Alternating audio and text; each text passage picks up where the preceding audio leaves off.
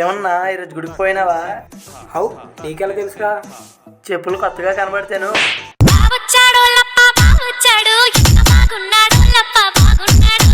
నేను మరీ అంత ఎదవలా కనపడుతున్నా? ఓ మాదిరిగా కూడా కనపడుతుందా? నా చెప్పులే దొంగతనం చేస్తావా? అన్న ఆగేనా జర ఆగే.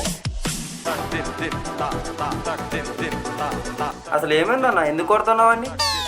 నా కొడుకు నా చెప్పులు గుడి దగ్గర దొంగతనం చేసిండు. ఏంటన్నా నువ్వు గుడికి వెళ్ళే మొక్కనా? నా గుడే వైన్ షాప్.